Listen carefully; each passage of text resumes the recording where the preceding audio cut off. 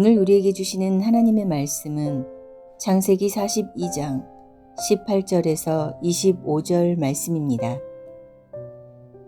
사흘 만에 요셉이 그들에게 이르되 나는 하나님을 경외하노니 너희는 이같이 하여 생명을 보존하라. 너희가 확실한 자들이면 너희 형제 중 한 사람만 그 옥에 갇히게 하고 너희는 곡식을 가지고 가서 너희 집안의 굶주림을 구하고 너희 막내 아우를 내게로 데리고 오라. 그러면 너희 말이 진실함이 되고 너희가 죽지 아니하리라 하니 그들이 그대로 하니라. 그들이 서로 말하되 우리가 아우의 일로 말미암아 범죄하였도다. 그가 우리에게 애걸할 때에 그 마음의 괴로움을 보고도 듣지 아니하였으므로 이 괴로움이 우리에게 임하도다. 르우벤이 그들에게 대답하여 이르되 내가 너희에게 그 아이에 대하여 죄를 짓지 말라고 하지 아니하였더냐. 그래도 너희가 듣지 아니하였느니라. 그러므로 그의 핏값을 치르게 되었도다 하니 그들 사이에 통역을 세웠으므로 그들은 요셉이 듣는 줄을 알지 못하였더라. 요셉이 그들을 떠나가서 울고 다시 돌아와서 그들과 말하다가 그들 중에서 시므온을 끌어내어 그들의 눈앞에서 결박하고 명하여 곡물을 그 그릇에 채우게 하고 각 사람의 돈은 그의 자루에 도로 넣게 하고 또 길 양식을 그들에게 주게 하니 그대로 행하였더라.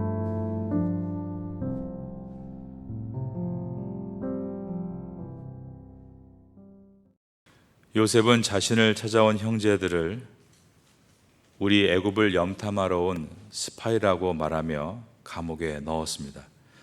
요셉의 형제들은 3일 후에 감옥에서 나올 수 있었습니다.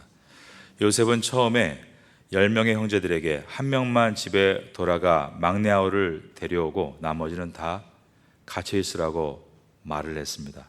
위에 있는 16절을 보겠습니다. 너희 중 하나를 보내어 너희 아우를 데려오게 하고 너희는 갇히어 있으라. 그런데 3일 후에 요셉은 형제들을 감옥에서 모두 나오게 한 후에 그들이 생명을 보존할 다른 방법을 알려줍니다. 오늘 본문의 첫 절인 창세기 42장 18절입니다. 사흘 만에 요셉이 그들에게 이르되 나는 하나님을 경외하노니 너희는 이같이 하여 생명을 보존하라. 요셉이 형제들을 한 명만 놔두고 다 보내는 이유는 그들이 되도록 많이 돌아가야만 한 사람씩 쌀을 짊어지고 아버지 고향에 가서 가족들을 더 먹일 수 있기 때문입니다.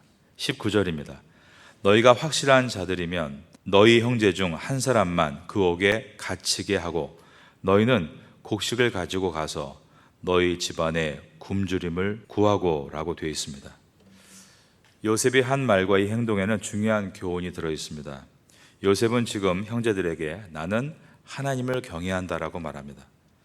형제들은 자신들만 히브리인으로 하나님을 경외하는 사람들이라고 생각하지만 이방인인 이 애굽 총리는 하나님을 경외한다라고 말하면서 이러이러한 얘기를 하고 있습니다. 이것은 입으로만 하나님을 경외한다라고 말하는 형제들이 타인의 아픔을 생각하지 않고 요셉을 구덩이에 쳐넣어 죽이려고 했고 값을 받고 팔기까지 했는데 하나님을 모를 것 같고 하나님을 경외하지 않을 것 같은 애굽의 총리는 사람들의 생존권을 살피고 있고 그들이 비록 애굽을 염탐하러 온 스파이로 판결을 받고 감옥에 갇혔으나 그들이 양식을 구하러 왔기에 그 양식을 가지고 돌아가서 가족을 구할 수 있도록 배려해 주고 있다는 것입니다. 그러므로 요셉이 애굽의 총리로 나는 하나님을 경외한다. 그러니 너희는 이같이 해서 생명을 보존하라 라고 하는 것은 하나님을 경외하는 사람은 사람의 생명을 궁주로 몰아넣는 자가 아니라 사람의 생명이 보존되도록 그의 길을 열어주는 자가 되어야 한다라는 것을 역설적으로 말하고 있는 것이었습니다. 요셉은 한 사람만 옥에 갇힌 상태로 남아있고 다른 사람들은 양식을 가지고 고향으로 돌아가서 먼저 가족을 급히 기근의 위로부터 보호하고 막내를 데려오라라고 명령합니다. 19절과 20절입니다. 너희가 확실한 자들이면 너희 중에 한 사람만 그 옥에 갇히게 하고 너희는 곡식을 가지고 가서 너희 집안에 굶주림을 구하고 너희 막내 아우를 내게로 데리고 오라. 그러면 너희 말이 진실함이 되고 너희가 죽지 아니하리라 하니 그들이 그대로 하니라. 요셉의 형제들은 애굽에 와서 이 애굽의 총리의 압박을 받으면서 근심이 시작이 됐습니다. 근심이 시작이 되자 그들은 잊고 있었던 과거가 떠오르기 시작했습니다. 그것은 20년 전에 형제들이 동생 야곱을 매몰차게 구덩이에 몰아넣어 죽이려고 했고 은 20을 받고 애굽의 노예로 팔았던 그 일을 말입니다. 지금 요셉이 형제 중 하나를 감옥에 남겨두라는 것은 지금 형제들을 향한 시험으로서 그들이 예전과 같이 형제를 그냥 버리고 쌀을 챙겼으니 그대로 떠나겠는가를 보려는 것이었습니다. 형제들은 이때 과거를 회상하며 반성하기를 시작합니다. 21절입니다. 그들이 서로 말하되 우리가 아우의 일로 말미암아 범죄하였도다. 그가 우리에게 애걸할 때에 그 마음의 괴로움을 보고도 듣지 아니하였으므로 이 괴로움이 우리에게 임하도다. 이처럼 요셉은 형들을 만났을 때 형들이 무엇을 잘못했는지를 돌아보고 회개하고 교정하도록 돕고 있었습니다. 형제들은 인과응보를 생각하고 있고 괴로움을 준 만큼 지금 우리가 받고 있는 것이다 라고 자신들을 돌이키고 있습니다. 이때 제일 큰 형인 르우벤이 말을 하기 시작합니다. 그는 말합니다. 내가 그때 죄를 짓지 말자라고 하지 않았느냐라고 한 것입니다. 이것은 지난 20년 동안 형제들도 그 사건으로부터 결코 자유롭지 못했다는 것을 보여줍니다. 여러분, 죄를 짓고 자유하는 사람은 없습니다. 마귀가 인간에게 죄의 유혹을 주는 것은 자유를 주기 위해서가 아니라 죄에 사로잡히게 하기 위해서입니다. 마귀는 인간이 선악과를 따먹으면 완전히 자유로워져서 하나님과 같이 될 것이라고 유혹했지만 인간은 선악과를 따먹은 후에 죄의 노예가 되고 말았습니다. 22절입니다. 르우벤이 그들에게 대답하여 이르되 내가 너희에게 이 아이에 대하여 죄를 짓지 말라고 하지 아니하였더냐. 그래도 너희가 듣지 아니하였느니라. 그러므로 그의 핏값을 치르게 되었도다. 민수기 32장 23절에는 너희 죄가 반드시 너희를 찾아낼 줄 알라라고 되어 있습니다. 죄가 죄인을 찾아내는 것은 하나님의 섭리입니다. 아무도 모르게 범죄했을지라도 그 죄는 죄인을 찾아냅니다. 사람은 결코 범죄한 죄에 대해서 그 대가와 결과를 피할 수 없는 것입니다. 요셉은 형제들이 괴로워하는 이 이야기들과 그리고 큰형 르우벤이 동생들을 책망하는 이야기를 지금 다 듣고 있습니다. 왜냐하면 이들은 요셉이 자기 친동생 요셉인 줄 모르고 애굽의 총리로만 알고 자기 히브리 말로 크게 이야기하고 있지만 요셉은 그 언어를 다 듣고 있기 때문입니다. 42장 23절입니다. 그들 사이에 통역을 세웠으므로 그들은 요셉이 듣는 줄을 알지 못하였더라.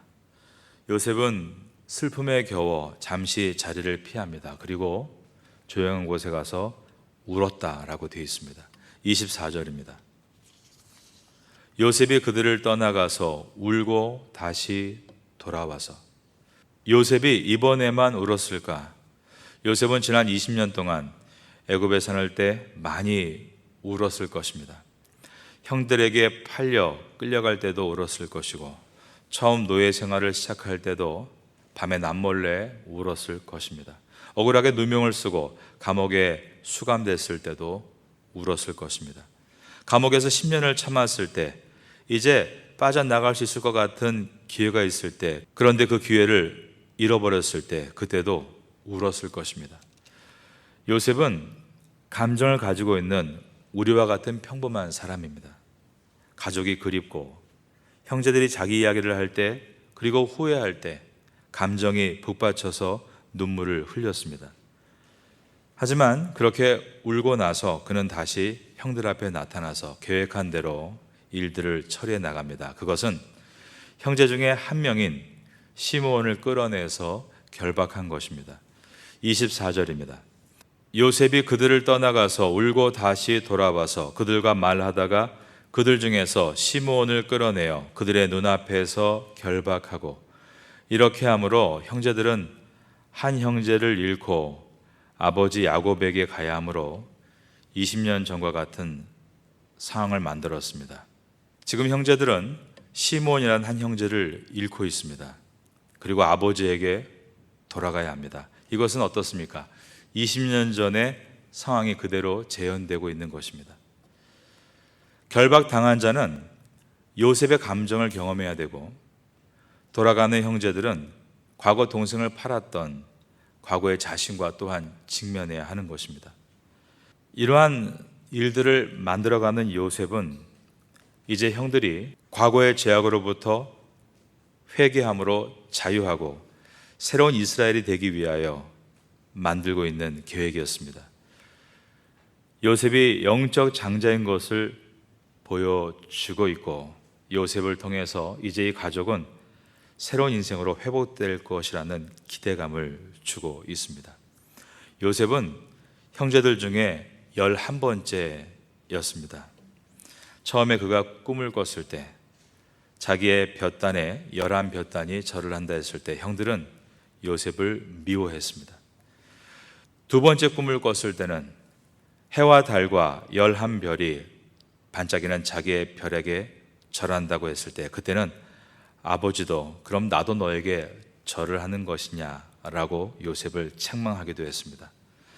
그러나 20년을 지나고 나서 이제 오늘의 모습은 여전히 편애로 막내 베냐민을 붙들고 있는 야곱도, 여전히 회개하지 않고 후회만 하고 있는 이 형제들의 모습도 성숙해서 이제는 한 가정이 아니라 나라와, 아니 중동 전체를 이끌고 있는 요셉과는 비교가 안 될 만큼 이 요셉은 영적 장자로 우뚝 서 있는 것입니다.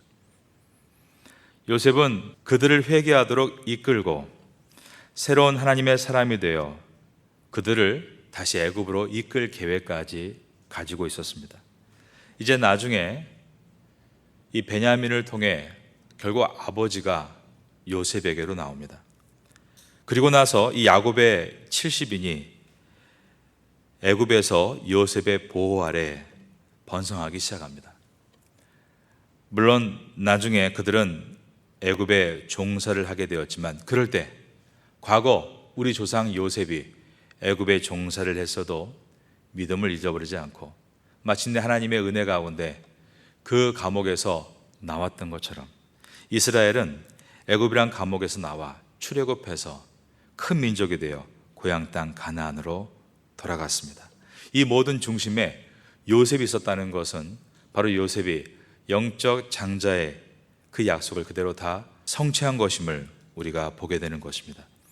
요셉은 사사로운 정에 이끌려 오랫동안 계획하신 일을 그르치지 않은 사람입니다. 사사로운 자신의 감정 때문에 포기하고 종살이를 대충 하지 않았고, 사사로운 억울한 감정 때문에 감옥에 수감됐을 때 그냥 평범한 죄수와 같이 억울함만 호소하며 손 놓고 있는 자가 아니었고, 이렇게 형들을 만났을 때 갑자기 감정이 폭발해서 자기를 곧바로 알리며 왜 나에게 그렇게 했느냐, 물론 그렇게 했다면 요셉의 높은 자리 때문에 형들은 비굴하게 요셉 앞에 빌어야 했지만 회개는 하지 않았을 겁니다. 그러나 오랜 동안 단련받은 요셉은 큰 그림을 볼 수 있는 사람이었고, 어떠한 결과가 가장 좋은가를 처음부터 미리 보고 시작하는 사람이었습니다. 요셉은 요셉의 형들과 대조를 이룹니다. 가장 장자였던 르우벤은 오늘 본 것처럼 과거를 후회할 뿐입니다. 그러나 그의 후회는 어떠한 변화도 이루어내지 못했습니다.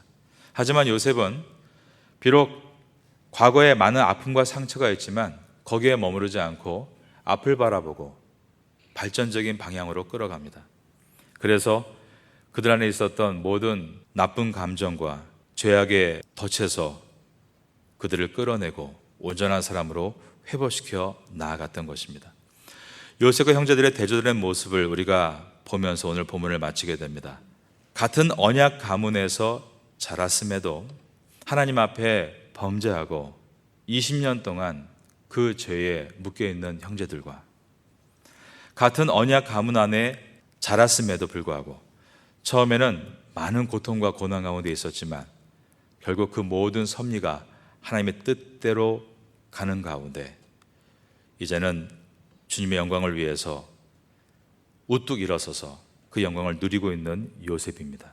하나님의 백성은 범죄와 괴로움의 후회로 남는 인생이 아니라 훈련받고 연단받고 앞을 향해 나아가는 인생이 되어야 되기 때문입니다. 이러한 은혜가 우리에게 있게 되기를 예수님의 이름으로 축원합니다.